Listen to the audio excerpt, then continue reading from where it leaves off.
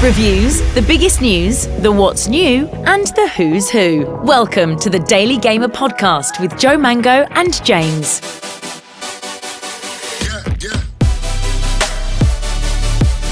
Welcome to podcast number 2 of the Daily Gamer Podcast for me, Joe Mango, and James. Hi. Hi, James.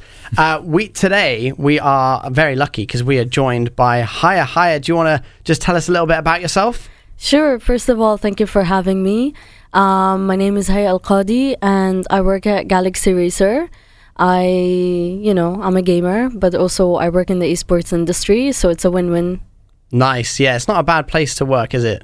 No, I get the excuse to play games for fun, but also managing esports teams and working across, different game titles. So it's really interesting to play games, but also be in the business side of esports. Amazing. Well, we're really happy to have you here today, and we've got a little topic for you that we want to just run by you, and we're going to have a little discussion about that, and the topic is games that you wish you could play again, but for the first time. You know, those games that you just really loved, and if you play it now, it doesn't have quite the same effect as if you played it for the first time. Yeah. Wow. What would be yours, Haya? I think it's Call of Duty Black Ops. Oh, okay. So I've spent so many hours playing it. It has a special place in my heart, especially because it's where Nuketown was first introduced, the map, I believe. Yeah. It's iconic even until this day.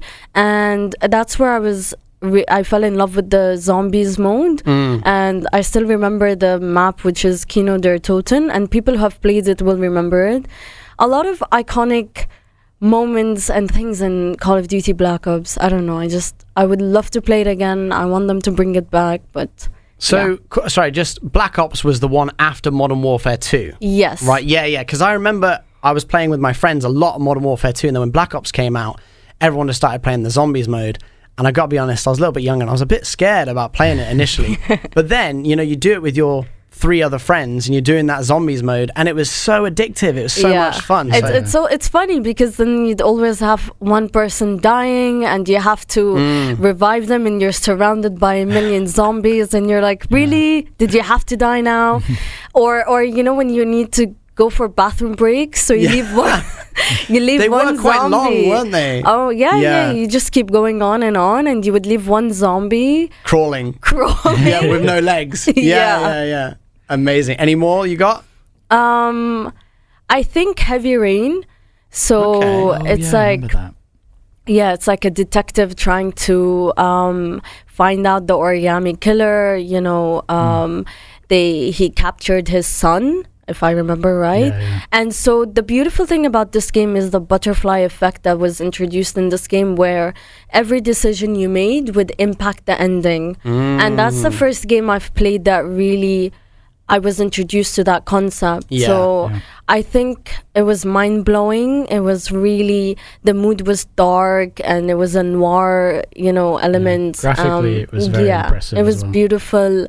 I think it was way ahead of its time. I really think they should re-release it to, introduce it to the new generation. I gotta be honest, I never played that game, but I can see from the way your eyes lit up just talking about it that it must have been something really special to you. It definitely was. There's the channel on YouTube where there's a bunch of guys that play it, but they do everything wrong in the QuickTime events. So they play out all the mistakes that the characters make, and just watch them fall over. Oh dear, it's quite funny. Amazing. What about you, James? You got any games? I wish I could start Half-Life again. That was a standout game for me. Just being quite young, but like first-person shooters was like my standard. I loved it, and then just the whole story was incredible. Graphically, still pretty good for the time. But if you go back now, it's a bit janky, but still really impressive. I really love it. Nice. Again, another game that I haven't actually had the chance to play, but it is one of those ones that I wish I could have played Half-Life, because it pops up all the time, even Half-Life 2 as well. It's like one of the best games ever, and I'm like, I think I got to go back and play it probably. Yeah. You got any more? Skyrim. It's gotta be in there. The first time I played that. Yeah. It was the 360, Xbox 360 I first played that on. And then I kept playing, and then jumped generation to generation, even to PC. Yeah. But just that whole open world. building your strengths and your abilities. It was and dragons, of course. Yeah. No, I mean Skyrim was definitely one for me, and Oblivion as well. Yeah. I think that was it the PS3 that was coming out along with Oblivion? And I remember I just moved to Dubai at the same time, and I went to a friend's house and he was playing it, and it all just came out. And him and his brother had a PlayStation each and Oblivion each, so they could play together. And I just remember going, I got to play this game. That's a great setup. So yeah, that was pretty awesome. Then going on to Skyrim after that was pretty cool. Yeah. I think for me, I know this sounds like a bit of a weird one, but Borderlands. When I first played Borderlands, I actually remember seeing like the game in like a store and like reading the back of it, and it said like unlimited amount of weapons, and it's all randomly generated and da-da-da. And I was like, wow, that's really cool. Not that I'm a big gun guy, but guns in games are pretty cool when they have like different skins and yeah, exactly. So that for me, I was like, I got to get my hands on that game. And then I played like every Borderlands since, and it is still amazing. But I got to be honest, that the latest one I did, probably 40 hours and then stopped. Which the other ones I played a lot more of. It's addictive though. It's got that same like easy pick up and play. Just shoot and loot. That's it. A good premise. Another one for me, Assassin's Creed. Yeah. Because now I don't want to go near an Assassin's Creed game anymore.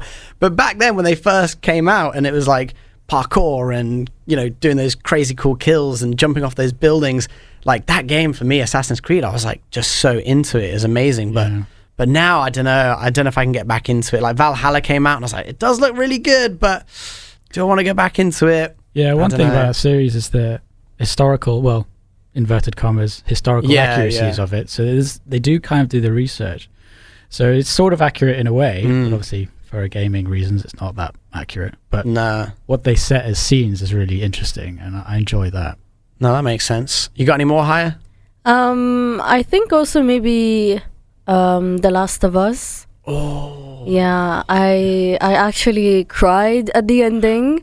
It's like I'm guilty of that. There are games where you cry. It's only because you've spent so much time and you feel so attached to the character that no spoilers, but when you had to do something and you're like bawling your eyes out.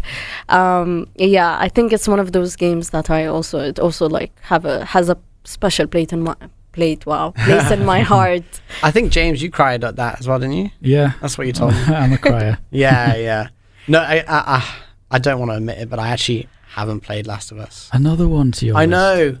I know. It's because, and this is a really bad reason, it's because I was really addicted to World of Warcraft. So you didn't play anything else. So I didn't play anything else for like so long, and then I would like jump into games here and there, but was just playing so much WoW. Have you cried in any game that you've played? Cried in WoW.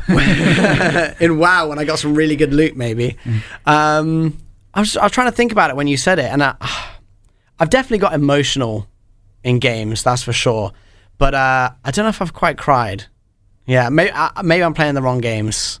Call of Duty doesn't really make me cry that much. Unless you're suffering with lag. Yeah. Which is a curse, That's sadly. true. Oh, I've raged out many times. Yeah. Yeah, and probably cried from being so like upset that I kept dying, if that counts. Yeah, I'll give you that. I don't know. Any games? Emotional trauma. You got any more games, James? I'd brush past Mass Effect. I mean, as a sci-fi nerd myself, I think that's like got to be up there too, and I wish I could start that again from the first game. That was a life changer.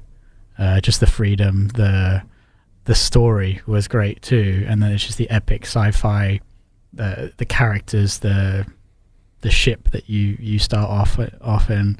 Yeah, definitely memorable for me. I've got another one. I know it's only recent, but Elden Ring.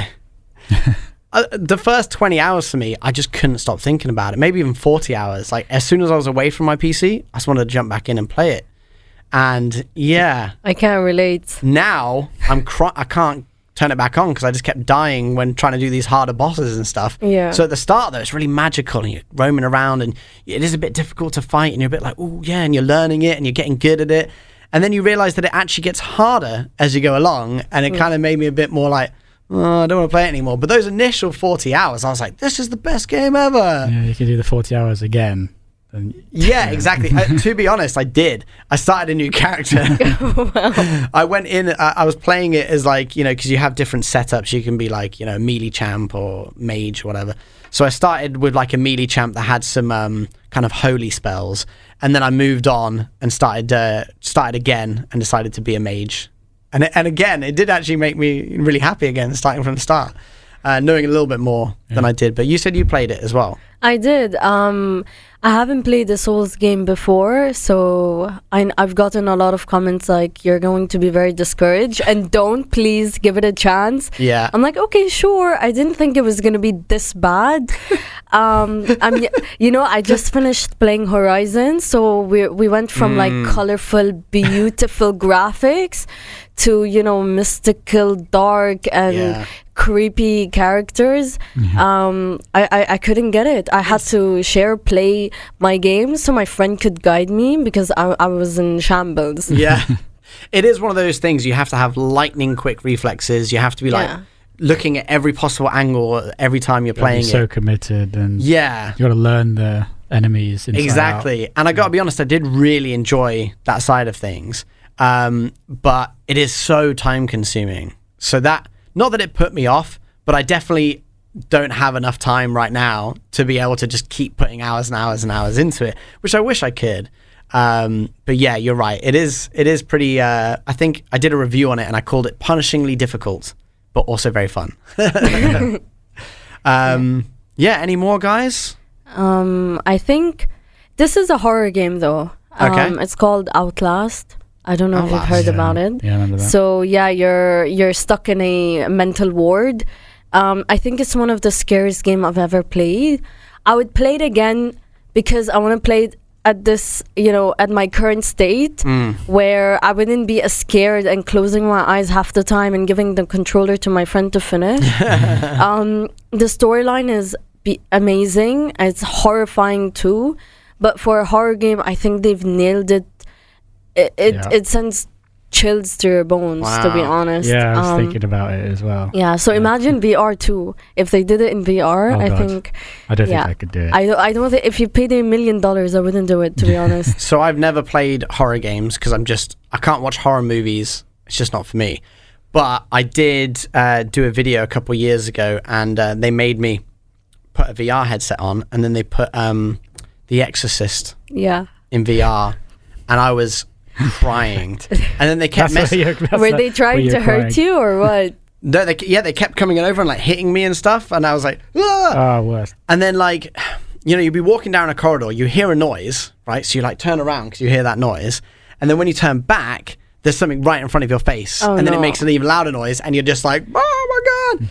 So that was that's why I don't play horror games. I think in the end I actually had to like throw my VR headset off because it just got so bad. Yeah, it's so funny. Like I've seen kids nowadays play Poppy Playtime and other horror games, and like I felt, it's like how Kids are different these days. Yeah, they're built different. Yeah, they got what do they call it?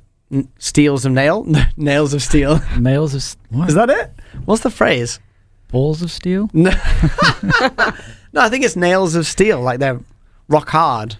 Whatever it is, they can, have you seen them game? Like all these competitive games, they start at 9 years old, and you're like, no way I'd ever compete that. My reflexes can never imagine what they're doing. No, it's insane. It is true. I was playing Fortnite for quite a while, and I think most of the people I was playing against and losing against were probably 12, 13-year-olds. Yeah. Just that's when I gave up. Me. I gave up playing competitively. Counter-Strike was like, I'm done. Going to my 30s. Nah, too slow. I did that. I did that with Valorant. Yeah. I was like, I'm gonna get good at Valorant, and then everyone I'm playing against, because you can hear them and they're just shouting at you, and they're like, "Hey, bro, you're so bad at this game," and I'm like, "How old are you?" He's like, "Hey, bro," and he's got like 20 kills, and I've got 2, and so that's why I stopped playing Valorant as well. Amazing. Any more, or we good there? I think we're good. Yeah, I've got a mention, I guess, for more of the racing game genre. Destruction Derby. Ooh. Okay, I do remember this game. This is like PlayStation 1. Yeah, PS1. Yeah. and it was mainly, I loved cars, I loved racing, but this one is destruction. It was like you crash into each other, you get more points, and it was addictive. I do remember playing that game. Yeah. Yeah, that was really fun. And thinking back to it, in my head, the graphics are really good, but actually it's probably really bad. You look at it now, it's like squares on top of squares. Yeah. literally. It's like Minecraft. Yeah, exactly. Oh, well, that is the games that we wish we could have played again, but for the first time. How did you get into gaming? What clicked?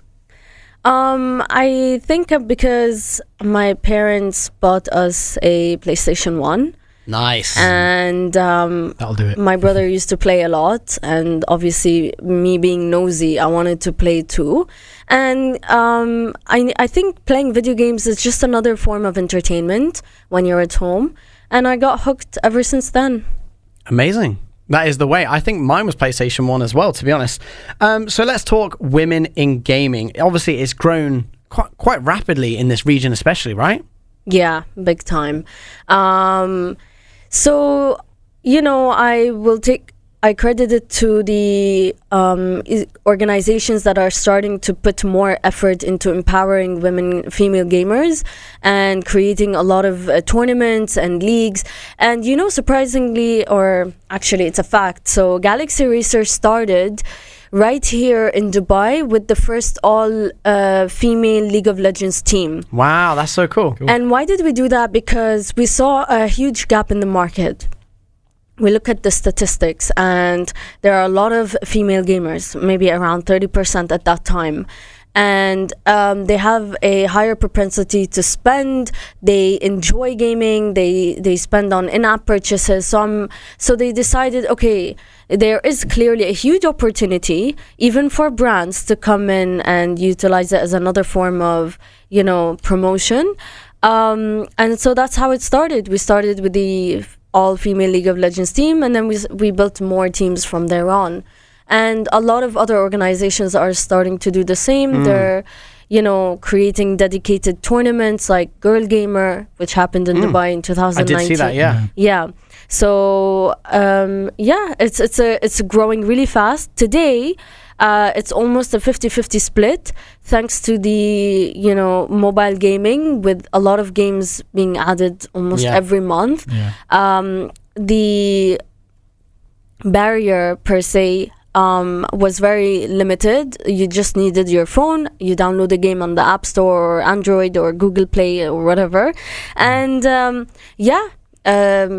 because of that, you would see a lot of more female gamers, especially with console and PC. They're catching up. So we're almost 50-50. But surprisingly, in other countries in Asia, there are more female gamers, and they do compete, and there are mixed teams. So I think it's just also a cultural difference. Yeah. We're catching up. We're getting there. There's a huge opportunity, and I'm excited for that. Me too, definitely. Yeah, same. Now listen, for those that don't know, can you give us a little bit of a lowdown of what Galaxy Racer is and does? Yeah, of course. So Galaxy Racer was founded in 2019. We're a lifestyle and gaming organization. We have headquarters here in the MENA region. We recently launched a all-women initiative in North America, which includes a foundation and tournaments to support women teams. And we have esports division, so it's called Nigma Galaxy. They're based in Abu Dhabi, under 2454. And interestingly enough, they're the only esports team to be sponsored by an airlines, which is Etihad. Very cool. Cool.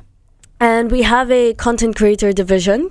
So it is important to know that Galaxy Racer, our lifeline is our content creators, because to speak to the newer generation, and this is also for all the brands that are getting into gaming, and we ask, why are all these brands getting into gaming? And it's because all the newer generation are playing video games, or they're watching content creators on YouTube, Twitch, or they enjoy watching other people play. And, interestingly enough, I found a news article in The National which says that the UAE has the highest adult gamers. Wow. Yeah, so that is pretty cool. Are you a gamer? Yes. Are you a gamer? Yes. So that's 3 out of 3 right there. Exactly. So it's not an alien topic. There are a lot of gamers here in the region, and it only made sense that Galaxy Racer saw the opportunity, and we are trying to focus a lot on gaming and esports because it's a growing industry. Yeah. And I saw you have over 200 creators under the Galaxy umbrella, right? Yeah, so we have so many creators, and we have a lot of professional esports players. And because of that, it helped us land a joint venture with La Liga. Wow, that's very cool. Yeah, so it's going to position La Liga as a local partner in the MENA market and Indian subcontinent. So they're going to, we are setting up like a historic first for the world of sports rights in the territory, and we're projecting a $3 billion in revenue. Wow. Yeah, so and a lot of sports organizations are tapping into esports because it's becoming an aging population in terms of viewership. And to capture the younger audience, they're getting into esports. Oh, that's fantastic. Obviously, like, the young audience is kind of on it at the moment, right? Yeah, of course. Yeah, so the people, all the audience that are watching esports, league tournaments are more than the NFL, the FIFA, all of that combined. So there is a huge opportunity there. That's fantastic. And just before, you were telling me about, how many followers you guys have collectively. Yes. It's quite insane, the number. I actually forgot what it was. What? It was 500 million followers combined. Wow. I mean, that's some pull, isn't it? Yeah. Amazing. Do you think they want to share any of Daily Gamer stuff, yeah? Of course.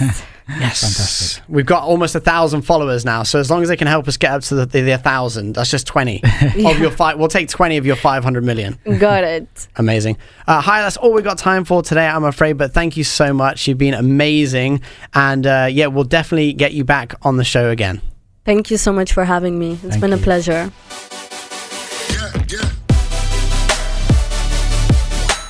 I have your latest gaming releases. Ooh, I do love some new gaming releases. 3 cool games this week. The first one is Splatoon 3, a Nintendo exclusive. Oh, okay. Third-person multiplayer shooter with some great reviews. It's a bit more soft. It's a soft sort of child-marketed game, but it looks like a laugh. Okay, so you're not like, in a World War II or something, like trying to kill people. It's not so depressing. It's a bit lighter. You're shooting ink at each other. Oh, nice. And you know what? I have a Nintendo Switch that I never use that much, so maybe I can play this game. Perfect, yeah. How good is your parking, Joe? You know what? I like to think that I'm pretty good at it, better than the average person, but I do have the odd spot that I can't get into. Okay, well, this is an interesting game. It's basically called You Suck at Parking. It's a racing game, sort of a top-down or almost an isometric style racing game. But instead of crossing the checkered flag, you try to park your car as well as possible. And you're surrounded by challenges that make that more difficult. But I like it. Yeah, it's out on most platforms, and the soundtrack sounds fantastic. Check it out on YouTube. So you suck at gaming. You suck at parking. Parking. But if you can't park, then you might as well be crap at gaming. Oh, dear. No, that does sound fun. All right, what else you got? Steel Rising. It's a big action RPG from the developers of Greedfall, if you're familiar with that game. I am not, actually, no.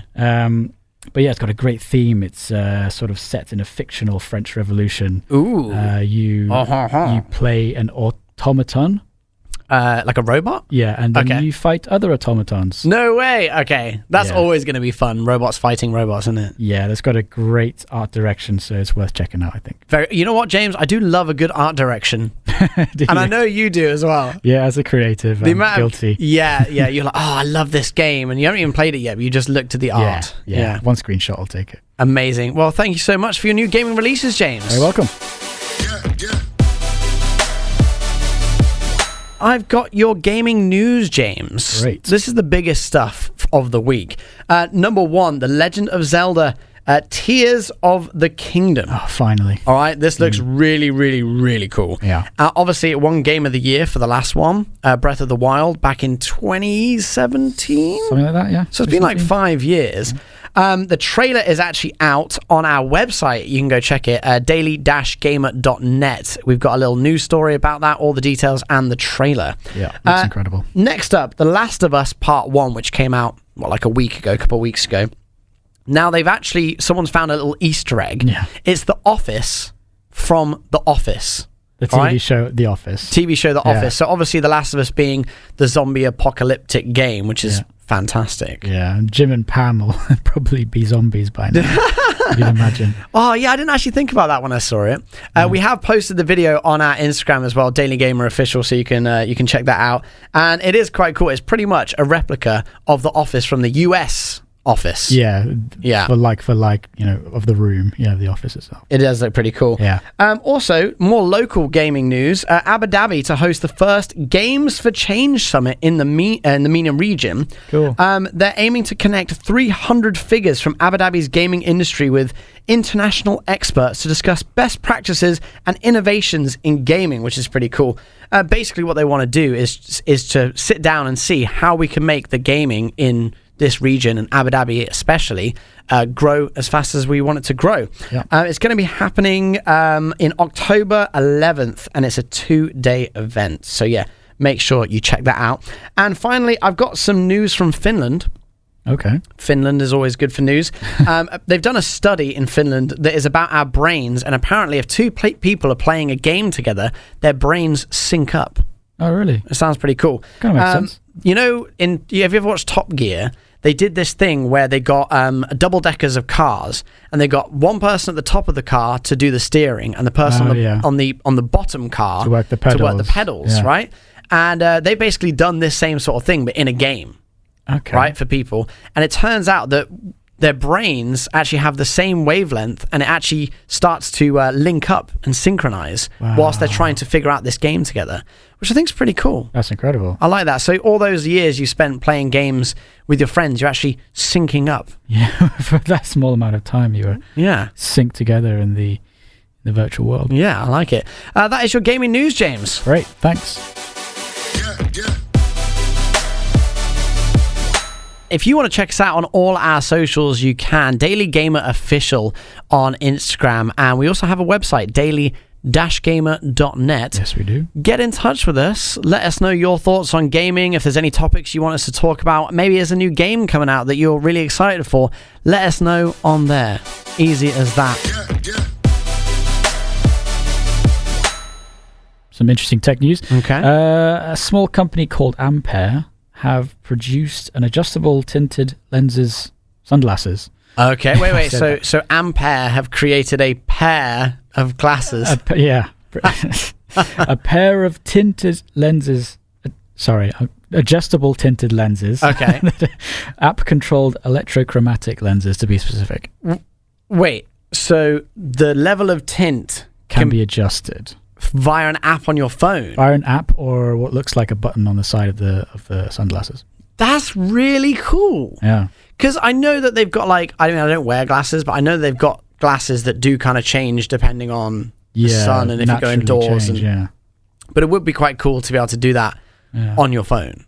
That's true. How do they do that? I have no idea. That's pretty cool though. What else you got in tech? If you're into PC gaming and if you like graphics cards. Who doesn't? Yeah. The new 40 series, there's some leaked images popping out onto the internet. Make up your own mind about that, but interesting designs. Okay, so wait. Sorry. So at the moment, you've got the 30 series, which is 3070, 3080, 3090, and you've got 3090 Ti, which is crazy and stuff like that, right? So this is a new generation of graphics cards. Generation from NVIDIA, they're going to be very expensive. I could imagine, but very powerful. Very powerful. So obviously a lot of people are selling their graphics cards right now because they're Bitcoin mining's gone down. Do you think maybe they'll get back into it with these new ones? Oh, they're so much more powerful. Possibly. So we could see a trend. I guess we'll see. Thanks for your tech news, James. All good.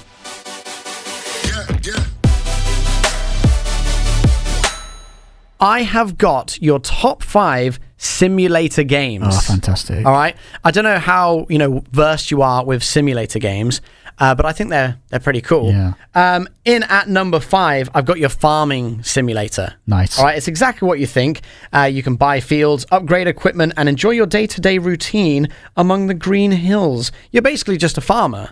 Yeah. But how good is that as a game? Yeah. Really cool. And I actually saw they had Gamescom in Germany a couple of weeks ago, and they had a massive section all for Farming Simulator that people were just getting on and playing, which looks quite cool. I want to check it out. Next one, number 4, Power Wash Simulator. Oh. Bro, this one looks so good. You basically, as the name sounds, you just get a power wash, and then you've got different things that you have to kind of... I think you can wash concrete or houses. Chairs. Cars.